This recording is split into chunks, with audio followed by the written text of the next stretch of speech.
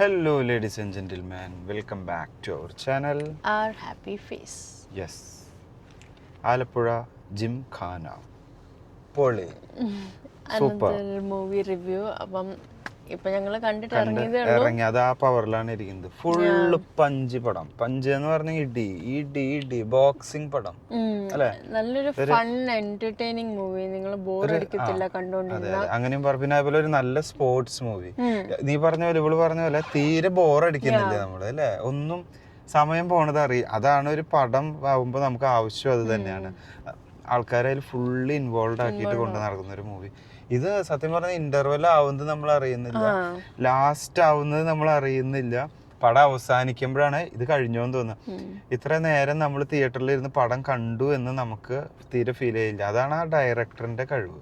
നമ്മൾ ഓരോ ഓഡിയൻസിനും ഈച്ച് ആൻഡ് എവരി വണ്ണ് അവര് അതിൽ ഫുള്ളി ഇൻവോൾവ് ചെയ്യുകയാണ്. എസ്പെഷ്യലി തിയേറ്ററിലെ ആ energy it was awesome. Like people were enjoying, really enjoying the movie. ഓരോ സീൻ വരുമ്പോഴും they were like so happy, you know, clapping and everything. ഇത് കുറെ നാളുകൾക്ക് ശേഷം ആദ്യമായിട്ട് കാണുന്നത്. ഇത്ര ഓഡിയൻസിനെ ഇന്ററാക്ട് ചെയ്യിപ്പിക്കുന്ന ഒരു പടത്തിലേക്ക് എത്തിക്കുന്നത് ഇത് കുറെ നാളുകൾക്ക് ശേഷം മലയാളം മൂവിയിൽ എൻ്റെ ഒരു എക്സ്പീരിയൻസിൽ ഇത് ആദ്യമായിട്ടാണ്. കാരണം എല്ലാ ടൈപ്പ് ഓഫ് ഓഡിയൻസിനും എല്ലാ ടൈപ്പ് ഓഫ് ഓഡിയൻസ് പ്രേക്ഷകർക്കും ഇഷ്ടപ്പെടും. എല്ലാവരും അറിയാതെ എല്ലാ ഏജ് ഗ്രൂപ്പിലെ ആൾക്കാർക്കും ഇഷ്ടപ്പെടും. Like from children to adults this movie like you will enjoy. എല്ലാവരും ഈക്വലി എൻജോയ് ചെയ്യുന്ന ഒരു മൂവി ആയിട്ടാണ് എനിക്ക് തോന്നിയത്. അതിനും പ്രത്യേകം നമ്മൾ താങ്ക്സ് പറയേണ്ടത് ഡയറക്ടർ ഖാലിദ് റഹ്മാൻ. എൻ്റെ അമ്മേ, ഖാലിദ് റഹ്മാന്റെ ഇപ്പൊ ഈ ഇടയ്ക്ക് ഇറങ്ങിയ കുറച്ച് പടങ്ങളൊക്കെ നമുക്ക് എല്ലാവർക്കും ടച്ച് ആവുന്ന പടങ്ങളാണ്. ഫസ്റ്റത്തെ ഇപ്പൊ എൻ്റെ മൈൻഡിൽ വരുന്നത് നമ്മുടെ മഞ്ഞുമൽ ബോയ്സ്, പിന്നെ അതേപോലെ തല്ലുമാല എനിക്ക് അത്ര ഹാപ്പി ആയിട്ടുള്ള ഒരു പടമല്ല, ബട്ട് ഒരു ഡിഫറെന്റ് പടം. എല്ലാവർക്കും ഒരു വെറൈറ്റി, വേറൊരു തീമാണ് അതില്. അതേപോലെ മമ്മൂട്ടിയുടെ ഒരു എന്ന് പറഞ്ഞിട്ട് അതൊക്കെ എല്ലാ ആളുകളിലും ഓർമ്മയിൽ നിൽക്കുന്ന ഒരു പടങ്ങളാണ്.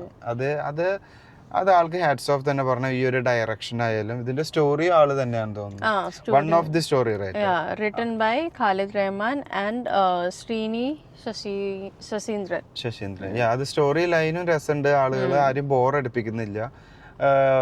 എല്ലാ നസ്രീൻ, ആദ്യം പറഞ്ഞ നസ്രീൻ അല്ല നസ്ലിൻ, അവൻ പൊളിച്ചടക്കാണ്. അവൻ മെയിൻ ക്യാരക്ടർ. അപ്പം like he really played his role so well. നസ്ലിന്റെ ഒരു സ്ഥിരം സാധനം, അതായത് ഒരു പൂവാലൻ ക്യാരക്ടറാണ് എപ്പോഴും ഉള്ളത്.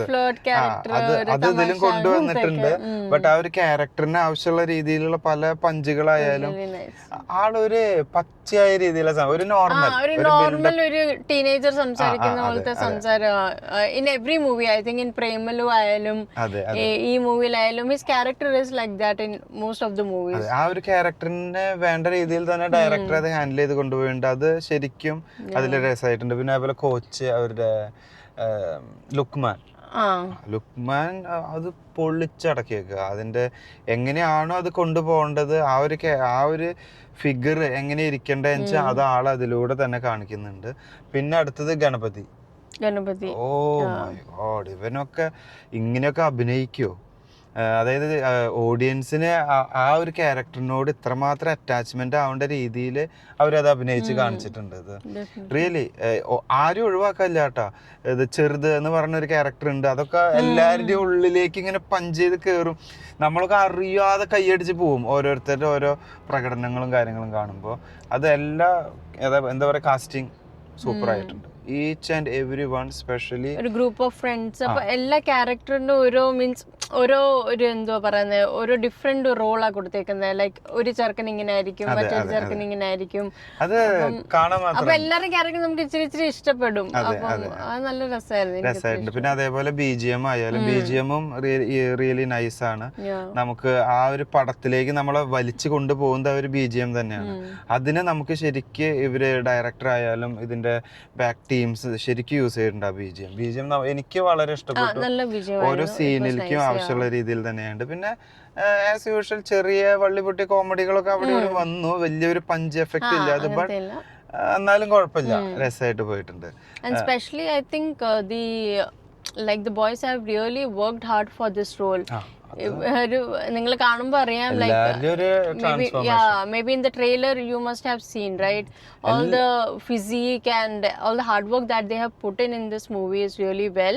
എല്ലാരും ബോഡി ബിൽഡ് ചെയ്തെടുത്തിട്ടുണ്ട്, എല്ലാരും കഷ്ടപ്പെട്ടിട്ടുണ്ട്, അത് കഷ്ടപ്പെടിപ്പിച്ചിട്ടുണ്ട് ആരായാലും. Because they have to play that particular character. അപ്പൊ ആ ക്യാരക്ടർ പ്ലേ ചെയ്യാനുള്ള അപ്രോപ്രിയേറ്റ് ബോഡി ആയാലും ഫിസിക് ആയാലും they have maintained that.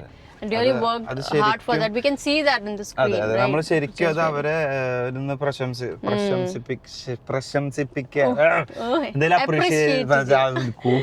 പോയി. എന്തായാലും സൂപ്പർ ആയിട്ടുണ്ട്. അവരതിന് ഹാർഡ് വർക്ക് ചെയ്തിട്ടുണ്ട്, അവര് ഫിസിക്ക് ആ ഒരു രീതിക്ക് എത്തിച്ചിട്ടുണ്ട്. എല്ലാം കൊണ്ടും ഒരാളും പൊട്ടയായി എന്ന് പറഞ്ഞ് ഇറങ്ങാൻ പറ്റില്ല ഈ ഒരു പടം കണ്ടിട്ടുണ്ടെങ്കിൽ. If you like, fun, ഒന്ന് ചിരിക്കുക, ഒന്ന് ലൈറ്റ് ഹാർട്ടഡ് മൂവി കാണണമെങ്കിൽ you can definitely watch it. അതെ, അപ്പൊ എല്ലാവരും തിയേറ്ററിൽ തന്നെ പോയി കാണുക. നല്ല ക്രൗഡ് ആവുന്നുണ്ട് കേട്ടോ. ഞങ്ങൾ പോയ ഇപ്പോഴത്തെ മൂവിയിൽ ഹൗസ്ഫുൾ ആണ്. എല്ലാവരും ഒരുപോലെ എൻജോയ് ചെയ്യുന്നുണ്ട്. എല്ലാവരും ഓരോ സീൻ വരുമ്പോ കൈയടിക്കാനായാലും വിസിൽ വീഴും, എല്ലാ പഴയ ഒരു പവർ കൊണ്ടുവന്നുണ്ട് സിനിമയിൽ. ഇപ്പൊ കുറച്ച് നാളായിട്ട് മാറി നിന്നിരുന്ന ആ ഒരു ഇൻവോൾവ്മെന്റ് ആളുകളിൽ കൊണ്ടുവരിക്കുന്ന ഒരു പടം തന്നെയാണ്. ഒരു മസ്റ്റ് വാച്ച് മൂവിയാണ്. എല്ലാവരും തിയേറ്ററിൽ പോയി കാണുക. അത് തന്നെ. അപ്പോൾ ഇനി ഒത്തിരി വലിച്ചു നീട്ടുന്നില്ല. Thanks for watching. See you next time. By.